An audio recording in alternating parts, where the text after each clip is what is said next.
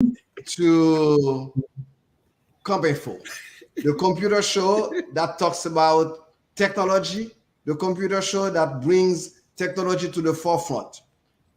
We are happy today to talk about the necessity of having computers at home, the necessity of using technology everywhere we are. Today, technology is everywhere in our life. At work, we use a computer. At home, we use a computer. At work, in our business, we use computers. Okay? And we are on a trip, we have our cell phone, we have our smartphone with us everywhere we go. So today I'd like to talk to you about the different technologies we have and how to use them and what are the specifications that we need in each of these products. We're going to specifically focus on the laptops we use, on the desktop that we use, and on the tablets that we use. But what is common with all these devices are the processors that they use, the operating system they use, the memory that they use, which is called the random access memory, and the storage that they use.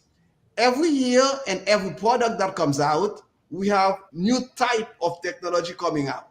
We have new type of invention that improves the technology that we use every day.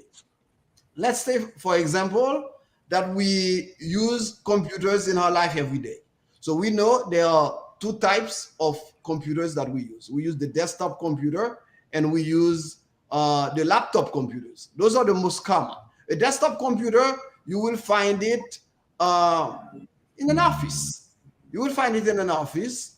A laptop computer, mostly you'll find it at home, where several individuals will be using the same computers.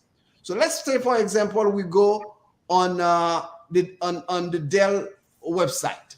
On the Dell website, you can see that we have different type of processors on the computers. Here we have the 12th generation Intel Core, we have the 11th generation Intel Core, and we have the AMD processor. So when we're talking about processor on a computer, it's what's called the brain of the computer.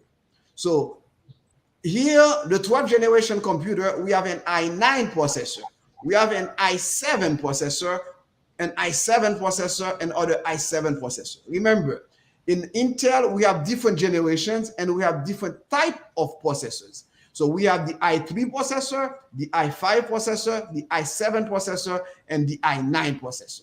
And each processor has a number of cores in each processor, which we will get into a little bit later, because you can have a dual core processor, a quad core processor, even an 8-core processor.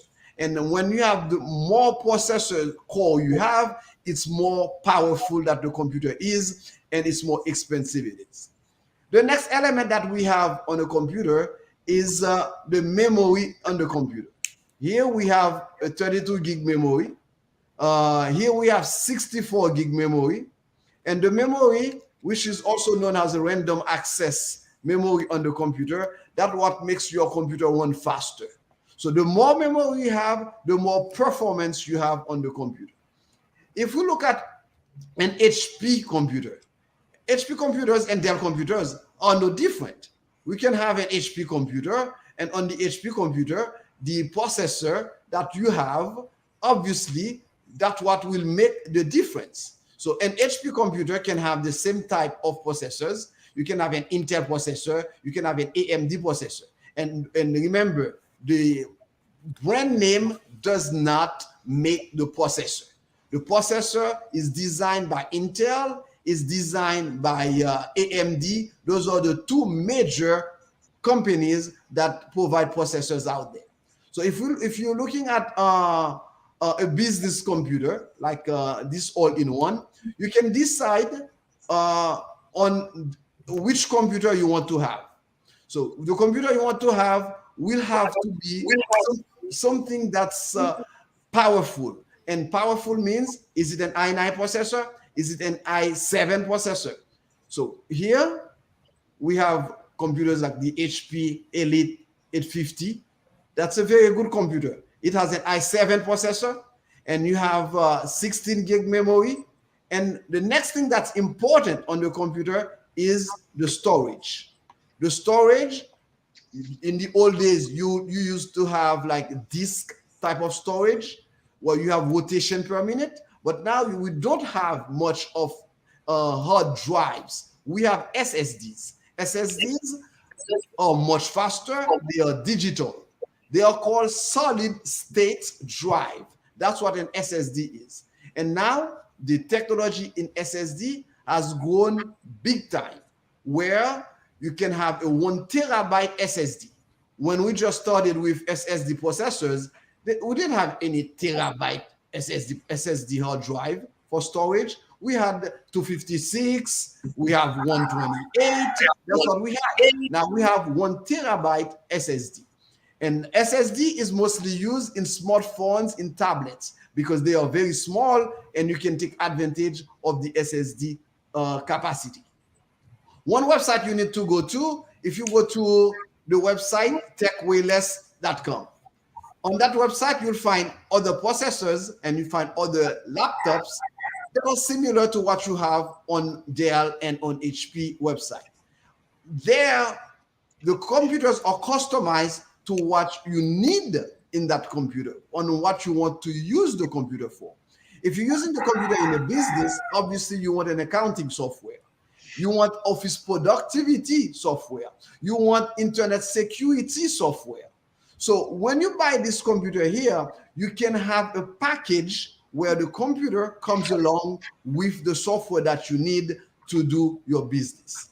If you have if you need a computer for a student, okay, let's say you need a computer for a student, you can have a computer as low as $399. Well, it's very affordable. You can have an 8 gig memory, 256 SSD, but in this computer, you decide to have what type of security you have. Do you want an internet security? Do you want software that helps your kid at home? Do you want an elementary program? Do you want middle school? Do you have high school? What kind of software do you need on the computer to help your child? And on top of it, if you are a parent, you want to learn how to use computers, we have special lessons on this website. You can choose to learn Windows on your computer. You can choose to learn internet. You can choose to learn Word. You can choose to learn PowerPoint. You can choose to learn Excel. So this is very important because most people, when they're using your computer, they think what's important on the computer is just having the computer and it's fine. Once you have a computer, then you cool, everything is fine. So when you have a computer, you have to make sure that the processor, the memory, the hard drive, the operating system, they all work together.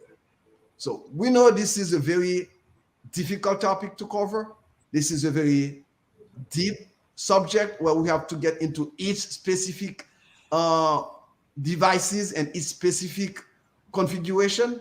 I'm sure in the next show that we have, we will select a specific configuration like the processor, like the memory, or the SSD hard drive, or the operating system, and we'll dive deeper into it. Thank you for being there with me, and I appreciate your time. Well, thank you, Engineer J. It is very good the way you have explained the different parts. Allow you letting us know that the processor plays an important part of opening the program and moving the images around. One other thing that is, as you mentioned in your last segment, is saying that it's not having a computer just to look at the computer, but it's to make use of that computer, of what you needed for you to do. I'm glad that you mentioned with the Excel and the Word and the PowerPoint. Maybe someone could use it just to write a letter so they get efficiency how to write a letter properly. To add to what you're saying, Olivier, some people buying the computer, they just think, okay, it's $299. I'm buying the computer, but they don't understand these computers are designed for online apps. Just like your smartphone, the apps are not really on your phone, but they are online. So if you don't have internet connection, and if you buy a computer that has only a storage capacity of 128 gigabyte, that's not going to take you anywhere. If you have a 4 gig memory, that's not going to take you anywhere. So the larger the gigabytes, the better it is, you said.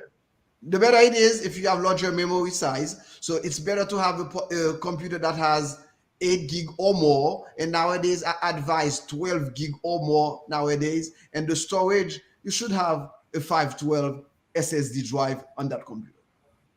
Okay, that's good to know. Engineer J, I wonder which process that the SSD uses to store the data, because we know that when it comes to the optical drives, they are using, for example, a laser process to store the data.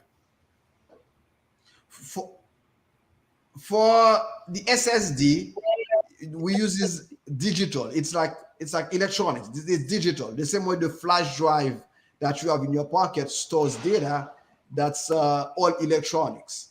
So it's on the chip itself. That's where they store the information. So the old ways used to be magnetic, where it's like, if you have an old hard drive, the big, huge, fat ones, those are magnetic. Now the hard drives, they are very flat, and they use electronics to save the information. You mentioned also, thank you, Jay. You mentioned also laptop and desktop. And usually people have a tendency to look at laptop and desktop as being the same as far as computer-wise, as far as the need for it. Now, I would like you to precisely tell me what is more practical between the two of them? Desktop, laptop. To me, it's a question of preference. Depends on what you're doing. If I have a business, I would prefer using a desktop. If I have kids at home, like 5 years old, kids in kindergarten, in elementary school, middle school, I would prefer using a desktop. If I have several kids who are using the same computer, I would prefer using a desktop. Now, once it comes in a situation where you have an older child, a child who's in high school, a child who's in college, then it's good to have a laptop for that child, because they start having their own homework. They want independence. They want to be able to use the computer when they need it. They want to go to their room, their privacy, to be able to do what they want to do with the computer. Now, in terms of performance, they have all basically the same configuration. You can have a laptop that has 32 gig memory, that has 1 terabyte SSD, that has Windows 11, and and everything will work just fine. However, the desktop and the laptop, you will use them in different situations, depends on your need. So I will use a desktop in my business, I will use a desktop for younger kids, and I will use a laptop for adults and for portability, so I can move around with my laptop. You also mentioned, thank you for the answer. You also mentioned security. Which security would you advise people to, people that are having young children at home, that are using computers, as far as security, what would you tell them? What kind of security would you tell them to provide, to put on the computer? There are 2 categories of security I look at. I look at the security where you don't want the computer to be infected, viruses, you don't want malware, you don't want spyware, you don't want ransomware to access to be installed on your computer without knowledge. So if you have a business computer, you have a computer at home, it's good to have those kind of security system in place. But there's another type of security, which is you don't want your child to go to any website. You don't want your child to be in touch with individuals that you don't know. So you want a personal safety. When you're not home, you can limit the access of the children you have where they can go. So that part of security, most computers don't come with it. We have to program it ourselves. We have to configure it for the need of the customer. So that's why we do personalization for these systems. Well, I'm glad that you come with that second part, because it is important that the buyer also educate themselves how to use that feature. How costly it is to integrate security into the computer? It's very inexpensive, Okay. because these systems, most of the time, it's a subscription system. So Okay. where you pay it monthly, you pay it yearly. So if you don't have a need for it, if the child has grown, then you don't need it. If the child is a mature child, then you don't need it anymore. So you can stop the subscription. I understand. Well, thank you for your question, Engineer Jay. I appreciate your time this morning. Thank you. I really appreciate you guys being there. I appreciate your presence, Henri Jean-Louis, Jean-Marie Olivier, and Roger Pierre. And it will be always a pleasure to be your guest anytime. Thank you.